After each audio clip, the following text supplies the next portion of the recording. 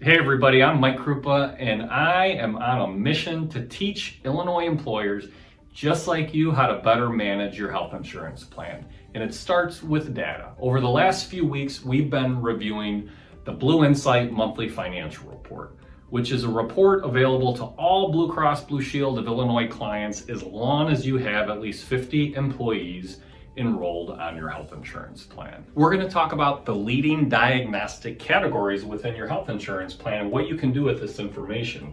And so they break this down by a PMPM, and again, that is per member per month basis. So that basically means they're taking all of your medical claims and they're dividing it by the total number of members within your population. Again, employees plus spouses plus dependents, divided by the number of months within this period.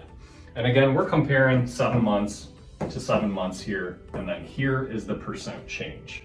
And so the reason that we are going to start to look at this page is because we want to understand the conditions that are going on within your own health plan.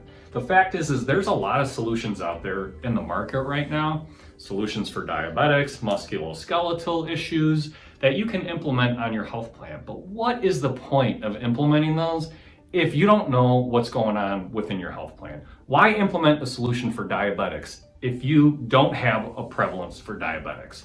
Understand what you have a prevalence for. Look for programs in these different areas. So let's review what's in here. You probably got to caveat a little bit here because sometimes you might see some pretty big changes year over year, and that's because there was a large claim. So here's a good one.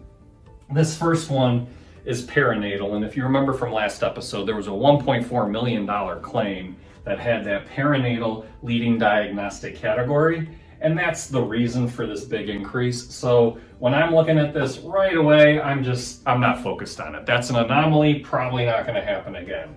Just start to look at some of the other different things within here and what's driving the costs on your health plan. Now I'm zoomed in right now. What you can see is there's another one in here called mental health. So let's just talk about what you could do with this information. Maybe your mental health percentage is going up and up and up, right? That is not uncommon right now for employers, that they're spending a lot more on mental health. Well, let's understand what that is. Maybe a solution is as simple as, you know what? We need to make mental health more accessible to people. Because here's what we know. We know that when people don't get the care that they need, they become a large claim down the road, or at least are more likely to become a large claim down the road. And when you remove barriers to getting care, you can help avoid that. And so maybe something that you consider after looking at this page, if mental health is one of the categories on here that's increasing, is maybe you offer it for free. Maybe you eliminate the copays, remove the barriers to care. Just an example of some of the things that you can start to think about on a page like this. You're not going to know what's prevalent in your population until you start to analyze this. And there's a lot of data in here. Some of it may be relevant, some of it may not be. But you got to look at it with your advisor to start to gain a better understanding of your health plan. That's how you're going to be able to build a multi-year strategy in the future. So look, thank you for joining today.